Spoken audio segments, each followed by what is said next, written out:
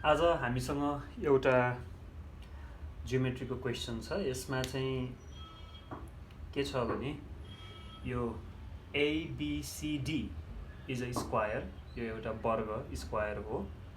यसमा चाहिँ यो BCE is an equilateral triangle, find angle BDE।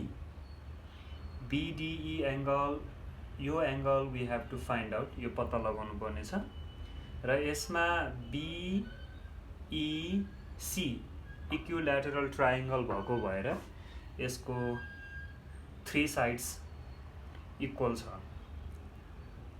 त्यस्तै गरेर यो स्क्वायर हो, ABCD स्क्वायर भएको कारणले गर्दाखेरिमा चाहिँ यो BC, CD, AD र AB पनि एक आपसमा इक्वल हुने भयो।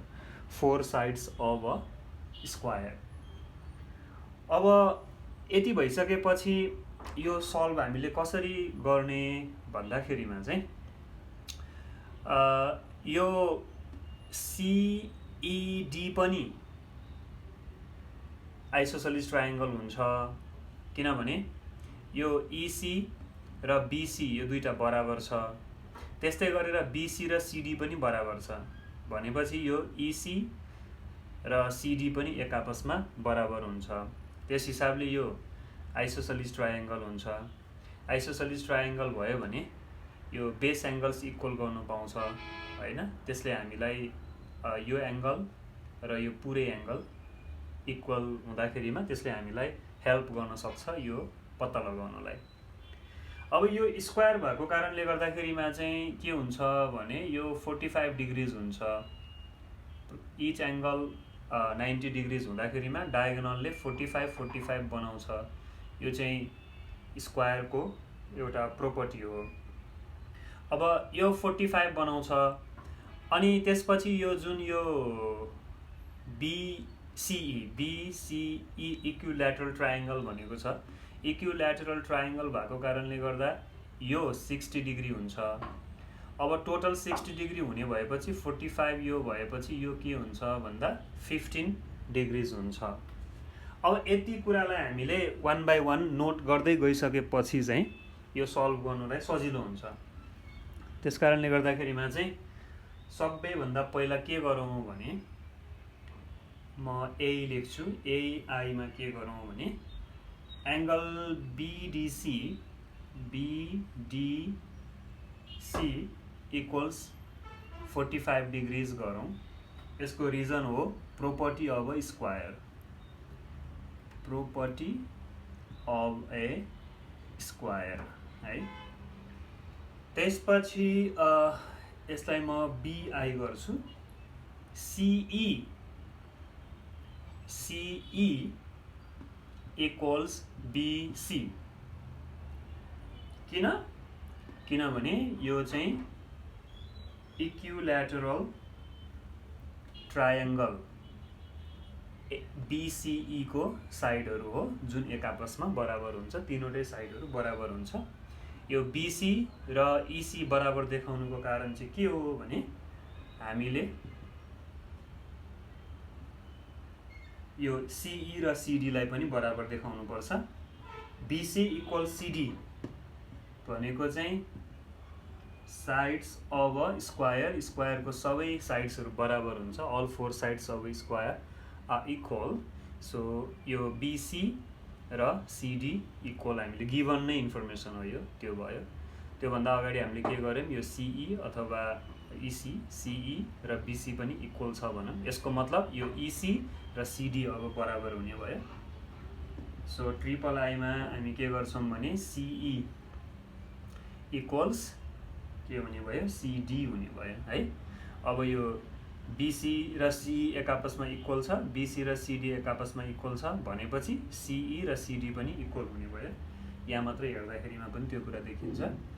यसको रिजनमा हामीले फ्रम यही माथिको B को I एन्ड डबल I भनेर लेख्न सक्छौं।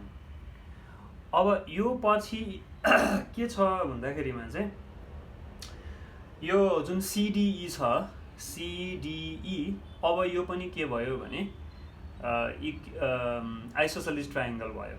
त्यो भइसकेपछि यो दुईटा एङ्गल जुन छ यो एङ्गल भर्टेक्स डी र भर्टेक्स ईमा बनेको बेस एङ्गल्सहरू इक्वल हुन्छ। त्यसलाई हामी यहाँ मेन्सन गरौँ। Angle CED equals angle CDE. यसको रिजन के हो त? Base angles of isosceles triangle CDE है। अब हामीले यो ट्रायङ्गलमा हेर्ने हो भने सिडिई ट्रायङ्गलमा राम्रोसँग हेर्ने हो भने हामीले के देख्छौँ भने यो सिडिई ट्रायङ्गलमा हामीले राम्रोसँग हेर्ने हो भने के देख्छौँ भने angle CED equals 180 degrees minus 30 degrees over 2 जुन 75 डिग्रिज हुन्छ क्यालकुलेट गर्दाखेरिमा। अब यहाँनिर यो 30 डिग्रिज कहाँबाट आयो भन्ने हुनसक्छ। यो जुन स्क्वायरको एङ्गल छ यो त 90 डिग्रिज हुन्छ भनेपछि यदि यो 60 डिग्रिज हुन्छ भने यो एङ्गल त 30 डिग्रिज हुन्छ। अब कुरो के आयो भने यो 30 डिग्रिज भयो होइन। अब बेस एङ्गल्स इक्वल छ। बेस एङ्गल्स इक्वल भइसकेपछि यो एङ्गल र यो एङ्गल यो दुईटा एङ्गल त इक्वल छ because it's an isosceles triangle. अब तीनवटै भनौँ न द सम अफ 3 एङ्गल्स अब ट्रायङ्गल 180 डिग्रिज हुन्छ। 180 डिग्रिज माइनस 30 डिग्रिजलाई डिभाइडेड बाई 2 गऱ्यो भने 75 डिग्रिज हुन्छ। यसको मतलब के भयो भने यो सिइडी जुन छ यो चाहिँ अब के भयो त यो 75 डिग्रिज भयो। त्यसपछि यो के भयो त 75 डिग्रिज भयो होइन। अब यो दुईटा जोडेर हाम्रो के छ त 75 डिग्रिज छ होइन। यो त 45 डिग्रिज छ हामीले अगाडि यहाँ एआईमा लेखिसकेका छौँ किनभने यो प्रोपर्टी अब स्क्वायर हो भनेपछि हामीले पत्ता लगाउनु पर्ने बिडिई हो होइन। बिडिई भनेको यो एङ्गल हो भनेपछि के भयो त भने अब म यहाँ माथिपट्टि लेख्छु तल अलिक स्पेस नपुगेको जस्तो भयो। अब हामीले सजिलैसँग 75 माइनस 45 गऱ्यो भने निस्किन्छ। अब यसलाई चाहिँ कसरी गर्न सक्छौँ भने हामी डाइरेक्टली गर्दा नि के फरक त पर्दैन। निकाल्नु पनि हामीले के हो एङ्गल बिडिई। एङ्गल सिडिई भनेको यो पुरै सिडिई भनेको के हो भन्दा angle BDE plus angle BDC हो है। अब सिडिई भनेको 75 डिग्रिज भयो अनि एङ्गल बिडिई अननोन छ हामीले पत्ता लगाउनु पर्ने र अर्को एङ्गल भनेको 45 डिग्रिज भयो। Therefore angle BDE equal 75 minus 45 गर्दाखेरिमा यो 30 डिग्रिज आउँछ। यो अलिक गाजाङगुजुङ जस्तो देखे तापनि यो क्लियर नै छ कि यो 45 डिग्रिज भयो। सो यो बेस एङ्गल जुन छ बेस एङ्गल 75 पत्ता लगाइसकेपछि हामीले फाइन्ड आउट गर्नुपर्ने यो एङ्गल हो। यो एङ्गल भनेको के हुन्छ त 75 माइनस 45 हुन्छ जुन चाहिँ 30 डिग्रिज हो।